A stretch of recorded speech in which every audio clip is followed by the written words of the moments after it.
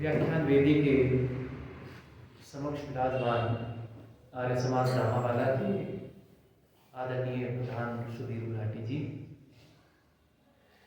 और इस आर्य समाज धामावाला के यशस्वी मंत्री आदरणीय नवीन भट्ट जी और मेरे समक्ष बैठे हुए आर्य समाज धामावाला के जिज्ञासु सिद्धांत निष्ठ आदरणीय बुजुर्गों, नौजवान साथियों, वंदनीय मातृशक्ति, प्यारे बच्चों, आज पूरे भारतवर्ष में एक त्योहार मनाया जा रहा है। पता है बच्चों कौन सा त्योहार है वो? है जी, जोर से बोलेंगे। मकर संक्रांति। क्या मनाया जा रहा है? मकर संक्रांति। और ये जो त्योहार है ये कई नामों से प्रसिद्ध है। अलग अलग राज्यों में अलग अलग जगह पर लोग इसको कई सारे नामों से जानते हैं। तो हमारा व्याख्यान तो चला हुआ है ईश्वर का, लेकिन ये पूरे भारतवर्ष में मनाया जा रहा है, तो इसलिए थोड़ा सा इस संबंध में मैं आपको बताना चाहूँगा। मकर संक्रांति है क्या? कोई बच्चा जानता है मकर संक्रांति किसे कहते हैं? तो चलिए आज आप समझ लीजिए मकर संक्रांति है क्या, क्योंकि ये साइंटिफिक चीज है। ज्योग्राफिकल दृष्टि से देखें, भौगोलिक दृष्टि से देखें तो ये बहुत महत्वपूर्ण विषय है। और ये इसलिए भी महत्वपूर्ण हो जाता है क्योंकि भारत के बहुत बड़े ऋषि हुए, बहुत बड़े गणितज्ञ हुए, मैथमेटिशियन हुए, जिनका नाम था महर्षि आर्यभट्ट। क्या नाम था बच्चों? महर्षि आर्यभट्ट। और इस महर्षि आर्यभट्ट ने हमको बहुत सारे रूल रेगुलेशंस दिए हैं, ज्योग्राफिकल, भौगोलिक, गणितीय नियम दिए हैं। और ये इतने साइंटिफिक व्यक्ति थे कि आज हमारा सीना गर्व से चौड़ा हो जाता है, हम बड़े प्रफुल्लित हो जाते हैं कि ऐसे महान ऋषि, ऐसे उत्तम व्यक्तित्व भारतवर्ष के अंदर हुए। तो मैं आपको बता रहा था कि मकर संक्रांति का ये जो पर्व है बड़ी धूमधाम से भारतवर्ष के अंदर आज मनाया जा रहा है। इसको मनाने के पीछे की कहानी क्या है?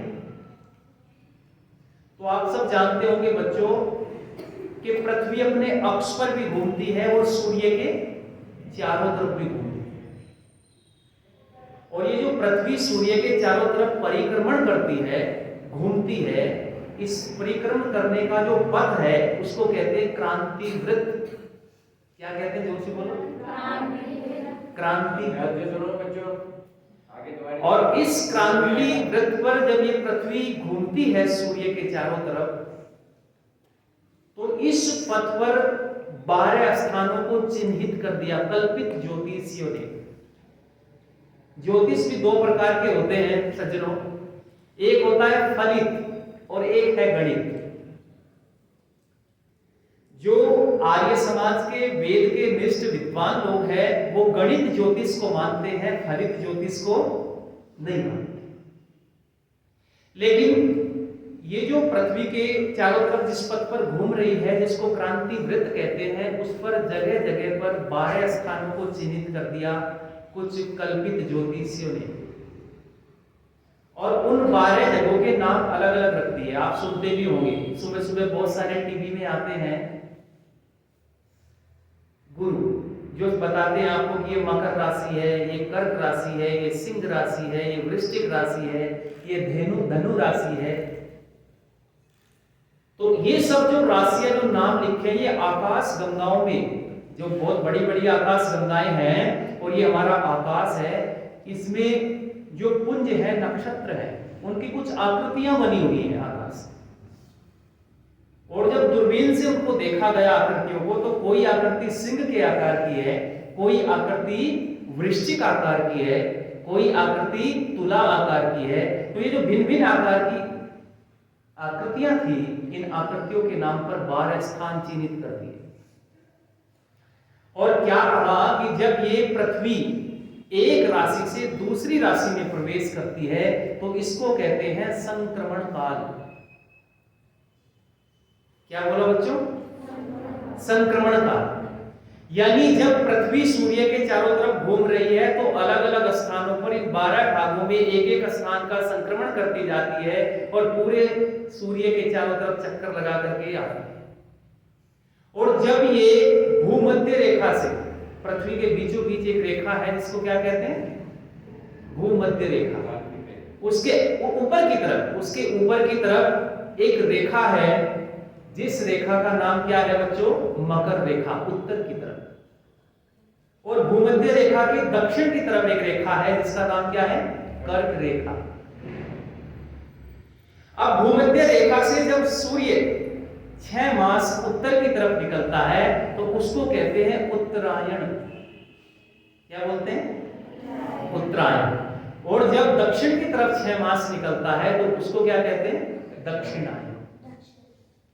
तो जब ये सूर्य मकर राशि में फलित ज्योतिषियों के अनुसार और भारतीय गणितज्ञों के अनुसार जब ये मकर रेखा की तरफ बढ़ता है तो उस समय जब ये मकर स्थान पर पहुंचता है तो वहां होती है मकर संक्रांति।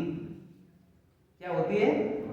मकर संक्रांति। तो इस मकर संक्रांति का उद्देश्य क्या हुआ कि जैसे जैसे सूर्य मकर रेखा की तरफ बढ़ेगा, जैसे जैसे सूर्य उत्तर दिशा की तरफ निकलेगा तो दिन बड़े होंगे और रात्रि, और जैसे जैसे दक्षिण की तरफ जाएगा वैसे वैसे रात्रि बड़ी होगी और दिन छोटे होंगे। तो दिन यदि बड़े होंगे तो सूर्य ज्यादा समय तक निकलेगा, और सूर्य ज्यादा समय तक निकलेगा तो बहुत सारे रोग दूर हो जाएंगे, बहुत सारी वनस्पतियां खिल उठेंगी। इसलिए वेद में एक मंत्र भी आया है, तमसोर्मा ज्योतिर्गमय, कि हे प्रभु इस अंधकार से हमें ज्योति की तरफ ले चलो, अंधकार से हमें प्रकाश की तरफ ले चलो। प्रकाश की तरफ जितना बढ़ते जाते हैं आनंद उत्साह बढ़ता चला जाता है, जितना जितना अंधकार की तरफ जाते हैं उतना उतना हम परेशानियों में पड़ जाते हैं। तो इसलिए मकर संक्रांति का तात्पर्य क्या हुआ कि सूर्य ज्यादा समय तक निकलेगा, सूर्य उत्तर दिशा की तरफ बढ़ रहा है, सूर्य उत्तरायण हो रहा है, सूर्य मकर रेखा से ऊपर जाने वाला है, तो ये हुई मकर संक्रांति। लेकिन भारत देश के अंदर समस्या क्या हो रही है? लोग इसका सहारा लेकर के विभिन्न प्रकार के पाखंड प्रचलित कर रहे हैं। कुछ लोग समझते हैं कि आज के दिन जाकर के नदी में स्नान कर लेंगे तो सारे पाप माफ हो जाएंगे। लोग गंगा नदी में जाकर के स्नान कर रहे हैं। तो याद रखना, गंगा नदी में स्नान करने से, स्नान मात्र करने से शरीर की शुद्धि हो सकती है, लेकिन मानसिक शुद्धि कैसे होगी? जब मन को पवित्र करेंगे, वेदों के उपदेश सुन करके, वेद मंत्रों को पढ़ करके, वेद मंत्रों को जान करके, उन पर आचरण करके यदि उस पर हम चलेंगे तो निश्चित रूप से मानसिक शुद्धि होगी। तो ये मकर संक्रांति के विषय में मैंने आपको आज बताया, और ये इसलिए भी महत्वपूर्ण हो जाता था बच्चों कि पहले हम क्या करते थे, अपने बुजुर्गों के पास बैठते और उपदेश सुना करते थे। और वो उपदेश सुनने का फायदा क्या होता था कि उन चीजों को सुनने से हम अपने दादा से सुनी, हमने अपने बच्चों को सुनाई, वो उनके बच्चों को सुनाएंगे, तो ये जो भारी विषयों का ज्ञान था, ये नॉलेज थी, ये नॉलेज हमारे पास सुनने से एकत्रित होती थी। आज समस्या ये बन गई कि हमने बुजुर्गों के पास बैठना छोड़ दिया, अपने माता पिता के पास बैठना छोड़ दिया, अपने दादा दादी के पास बैठना छोड़ दिया, और उसका दुष्प्रभाव ये हुआ कि ये जो नॉलेज थी, ये जो ज्ञान था, ये हमसे दूर होता चला है। तो हमने अपने बुजुर्गों के पास बैठना है, और इसका परिणाम ये हुआ कि बुजुर्गों के पास बैठना छोड़ दिया, और इस मोबाइल ने इतना विनाश किया है कि इसके चक्कर में आकर के, इसके चंगुल में आकर के जितना भी इस पर दुष्प्रचार हो रहा है वो हमारे संस्कार बन रहे हैं, और इन दुष्प्रचारों के कारण ही संस्कार इतने विकृत होते जा रहे हैं, इतने बिगड़ते जा रहे हैं कि हम लोग झूठी बात को सच मान लेते हैं। क्योंकि आजकल जमाना किसका है? आज जमाना ऐसा बन गया है, आज लोग सत्य को नहीं जान रहे, आज बहुमत के पीछे भाग रहे हैं। अच्छा, एक टीचर ने, एक गुरुजी ने एक क्लास में सवाल दिया, बच्चों को प्रश्न किया और बच्चों को पूछा कि बच्चों बताओ 2 और 2 कितने होते हैं। तो उस कक्षा में 5 बच्चों ने उत्तर दिया 2 और 2 होते हैं 4, और 50 बच्चों ने कहा 2 और 2 5। तो मैं आपसे पूछूं, कौन से बच्चे पास होंगे? 4 वाले, जिन्होंने कहा 2 और 2 4। तो ऐसे 5 बच्चे पास होंगे। और यदि मैं आपसे पूछूं कि बहुमत के आधार पर कितने बच्चे पास होंगे? क्यों? बहुमत के आधार पर 50 बच्चे पास होंगे, जिन्होंने क्या कहा था? 2 और 2 5 कहा। अच्छा, आपसे मैं एक सवाल और करता हूं कि जो विद्यालय में रिजल्ट बनता है वो सत्य के आधार पर बनता है या बहुमत के आधार पर? सत्य के आधार पर बनता है। इसलिए महर्षि दयानंद ने कहा है कि सत्य को ग्रहण करने और असत्य को छोड़ने में सर्वदा उद्यत रहना चाहिए। क्योंकि सत्य के आधार पर जो व्यक्ति चलता है, जो सत्य को मानता है, वो सफल होता है। जैसे 2 और 2 4 कहने वाले 5 बच्चे परीक्षा में सफल होते हैं और बहुमत के आधार पर 50 बच्चे सफल होते हैं। लेकिन याद रखना, सत्य प्रबल होता है, बहुमत प्रबल। और महर्षि दयानंद तो ये कहते हैं कि यदि 1000 व्यक्ति भी खड़े होकर के झूठ बात कहें, उसको मानना नहीं चाहिए, और एक अकेला व्यक्ति भी सत्य बात कहता है तो उसको स्वीकार कर लेना चाहिए। एक अकेला व्यक्ति भी सच बात कह रहा हो खड़ा होकर के, उसको हम एक्सेप्ट कर लेना चाहिए, स्वीकार कर लेना चाहिए। पर हमने नहीं माना, हमने तो बहुमत को माना। आप कहेंगे हमने कैसे माना बहुमत को? अच्छा, जिस नेता के साथ में भीड़ ज्यादा वो नेताजी अच्छे, जिन मंदिरों में भीड़ ज्यादा वो भगवान अच्छे, जिस गुरुजी के पास में भीड़ ज्यादा वो गुरुजी अच्छे। इसलिए आज लोग क्या कर रहे हैं? आज आपने देखा लोग भीड़ इकट्ठी करने में लगे हुए हैं, आज लोग बहुमत इकट्ठा करने में लगे हुए हैं, आज लोग सत्य से दूर जा रहे हैं, सत्य के पास में आना नहीं चाहते। वो चाहते हैं कि भीड़ इकट्ठी हो जाए, ज्यादा से ज्यादा भीड़ इकट्ठी करने में लगे हुए हैं। लेकिन नहीं, शास्त्र कहते हैं कि सत्य के मार्ग पर चलो। सत्य का मार्ग संसार में बड़ा उत्तम होता है, और सत्य का एकमात्र मार्ग है, और वो है वैदिक मार्ग। क्या है बच्चों? वेद के मार्ग पर जो चलता है, वेद का अनुसरण जो करता है, वैदिक सिद्धांतों का जो पालन करता है, उसका जीवन बड़ा सुगंधित हो जाता है। उसके जीवन का स्तर धीरे धीरे ऊपर उठने लगता है, उसका जीवन आगे की तरफ बढ़ने लगता है। इसलिए सत्य का मार्ग अपनाओ, वेद का मार्ग अपनाओ। और ये जो दृष्टि हम हमारे अंदर उत्पन्न की है, ये जो सोचने समझने की क्षमता हमारे अंदर उत्पन्न की है, ये बहुत मैं धन्यवाद देना चाहूंगा उस महान ऋषि का, जिसने आकर के संसार का कल्याण किया और हमको वेदों का इतना सुंदर ज्ञान दिया। तो प्यारे बच्चों, ये सारे के सारे उपदेश हमें अपने बुजुर्गों से मिलते हैं, उनके पास में बैठने से हमें ये सारी चीजें, शिक्षाएं मिलती हैं। अच्छा, हम जाते हैं, हम बुजुर्गों से पूछते हैं कि जी, बुजुर्गों से जब हमने सवाल किया तो वो कहते हैं जी आजकल के बच्चे कहना नहीं मानते। लेकिन जब हम विद्यालय के अंदर, अपने ही विद्यालय में हम बच्चों से पूछते हैं कि बच्चों आप अपने माता पिता का कहना मानते हो कि नहीं, तो सारे बच्चे एक स्वर में कहते हैं कि जी हम माता पिता का कहना मानते हैं। अब माता पिता कहते हैं कि बच्चे आज के ऐसे हो गए, कहना नहीं मानते, और बच्चे कहते हैं कि माता पिता का कहना मानते हैं। अच्छा, झूठ कौन बोल रहा है दोनों में से? एक तो झूठ बोल रहा है ना, लेकिन मैं कहता हूं कि दोनों सत्य बोल रहे हैं। आप कहेंगे जी दोनों सत्य कैसे हो सकते हैं? दोनों सत्य कैसे हो सकते हैं? एक तो दोनों में से झूठ अवश्य बोल रहा होगा, पर याद रखना, मैं कहना चाहता हूं कि बच्चे वो बातें मान लेते हैं जो उनको नहीं माननी चाहिए, और वो बात बच्चे नहीं मानते जो उनको माननी। आप कहेंगे जी कैसे? मैं एक उदाहरण दे रहा हूं छोटा सा। एक बच्चे ने अपने माता ने, एक पिता ने अपने बच्चे से कहा कि बेटे यदि इस बार परीक्षा में तू सफल हो गया, परीक्षा में अगर पास हो गया तो मैं तुझे मुंह मांगा इनाम दूंगा। इस बार मुझे पास होकर के दिखा दे और फर्स्ट डिवीजन ला के दिखा दे, तो जो तू कहेगा वो मैं तुझे दूंगा। अब बच्चा बड़ा चालाक था, बच्चे ने कहा कि पिताजी जो इनाम आप मुझे बाद में दोगे वो अभी दे दो और मैं तुम्हें फर्स्ट डिवीजन ला के दिखा दूंगा। अब पिताजी ने कहा ठीक है, आप मुझे फर्स्ट डिवीजन ला के दिखाएगा तो मांग क्या मांगना चाहता है। अब बच्चे ने कहा कि पिताजी मेरे सब बच्चों के पास में मोबाइल फोन है, मुझे क्या दे दो ला करके, मोबाइल फोन। अब पिताजी ने कहा मोबाइल फोन की कौन सी बड़ी बात है, मोबाइल फोन ला करके दे दिया।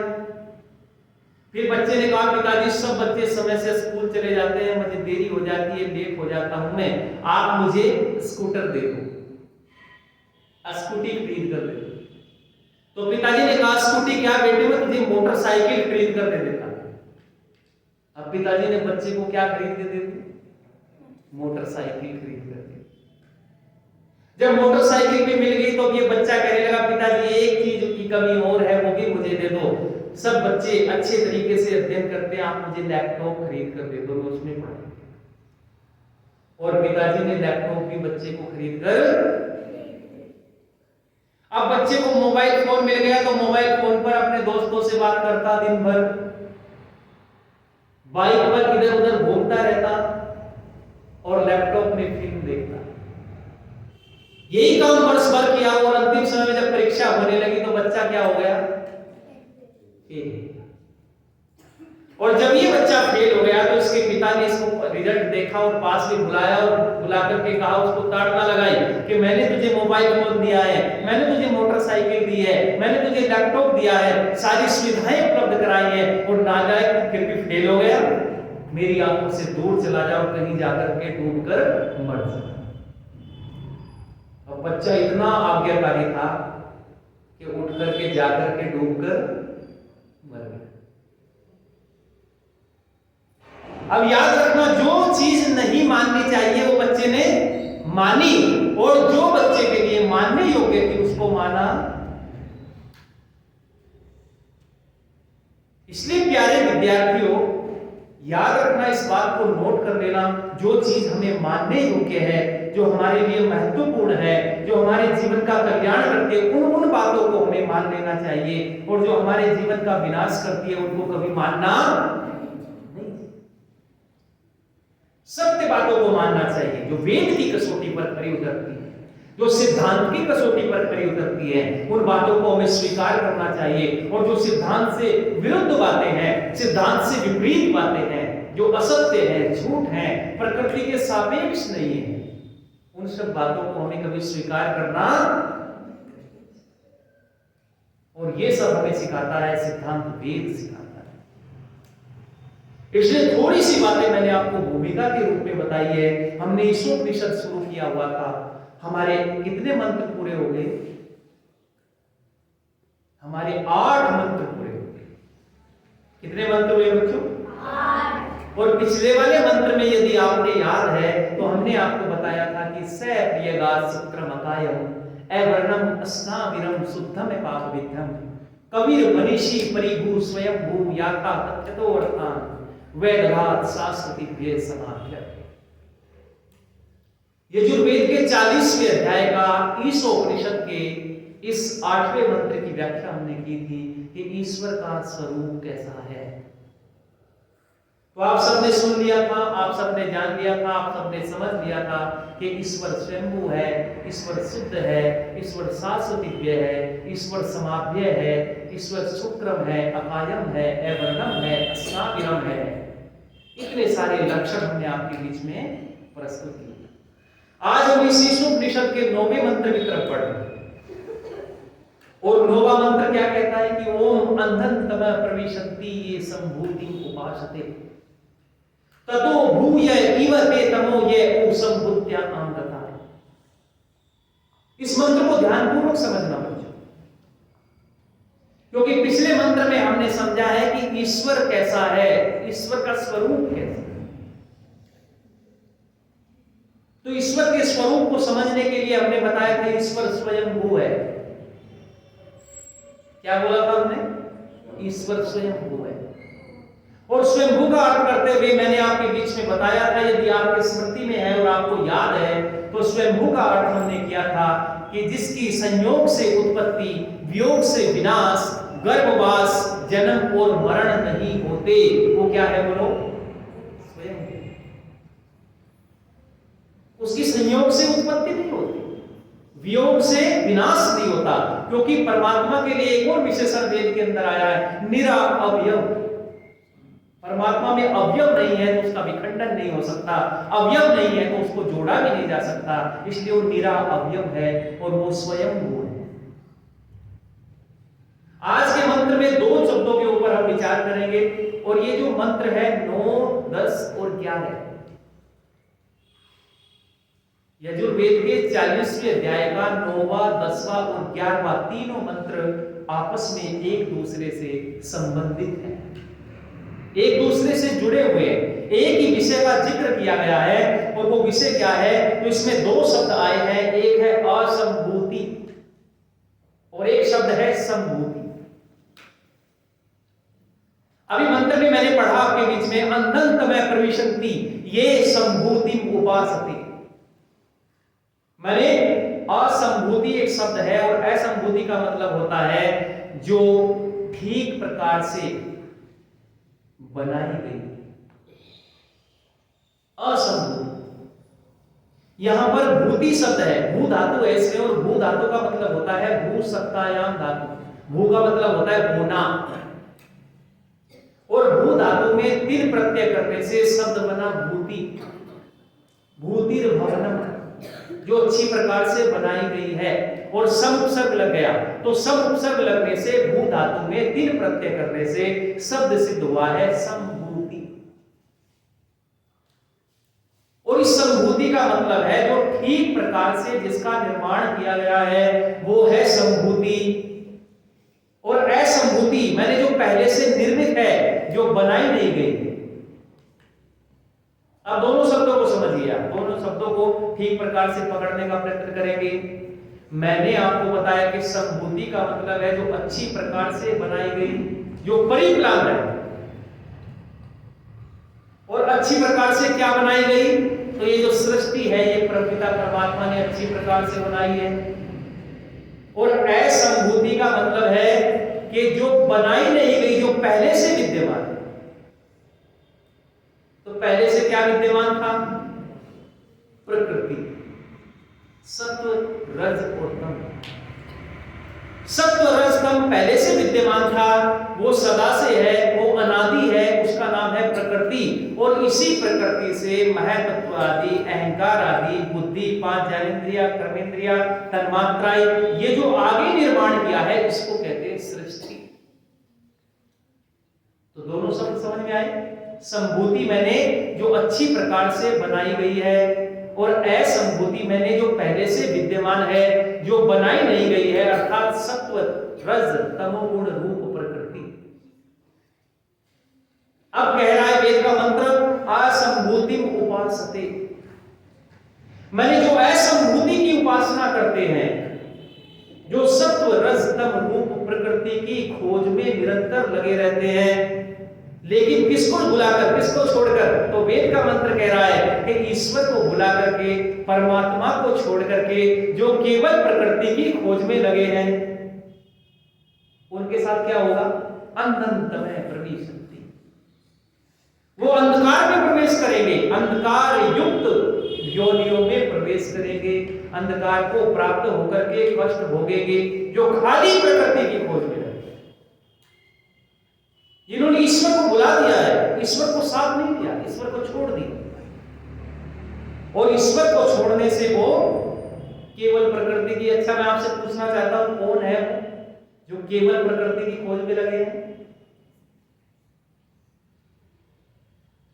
वर्तमान समय में आजकल के जो साइंटिस्ट लोग हैं, जो वैज्ञानिक लोग हैं, जो ऐसे लोग हैं जो पदार्थ विज्ञान की तरफ इतनी सूक्ष्मता से बढ़ रहे हैं, इतनी सूक्ष्मता से बढ़ रहे हैं कि उसने उसके सही और गलत का निर्णय किए बिना उसमें डूबे हुए हैं। तो वेद का मंत्र कहता है कि ईश्वर को भुला दिया, ईश्वर को यदि छोड़ दिया है और खाली प्रकृति की खोज में लगे हुए हैं, खाली आविष्कार की तरफ लगे हुए हैं, ऐसे लोग अंधकार युक्त योनि को प्राप्त होते हैं।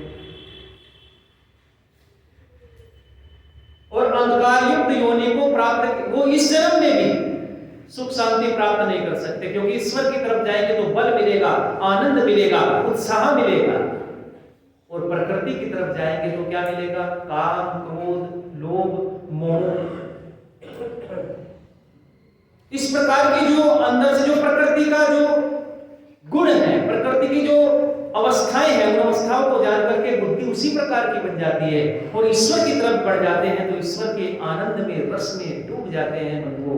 इसलिए वेद का मंत्र कह रहा है खाली प्रकृति की खोज में लगे हुए लोग अंधकार को प्राप्त होंगे। लेकिन एक शब्द और दिया है कि संभूति उपासते, कि जो लोग संभूति की उपासना में, अर्थात प्रकृति से विकृत रूप जो सृष्टि है, इसका आनंद लेने में लगे हुए हैं। अब कौन लोग हैं? जो सैर सपाटे में जाते हैं, जो डिस्को बार में जाते हैं, जो डांस पार्टियों में जाते हैं, जो यत्र तत्र भ्रमण में लगे हुए हैं। बस क्या कहते हैं कि any how any mean earn the money and enjoy. ये इनके प्रकार है, बस पैसा कमाओ, पैसा कमाना उनका उद्देश्य बन गया है, और एंजॉय करना, मस्ती करना, कुछ नहीं। ईश्वर कोई नहीं है, आत्मा कोई नहीं है, प्रकृति कोई नहीं है, ये संसार में सुख तो कुछ नहीं है, धर्म कर्म कुछ नहीं है उनके लिए। बस क्या है कि एनी हाउ एनी मीन, किसी भी तरीके से बस पैसा कमाइए। जो इस आनंद की तरफ, इस भोगवाद की तरफ भाग रहे हैं, वेद का मंत्र कह रहा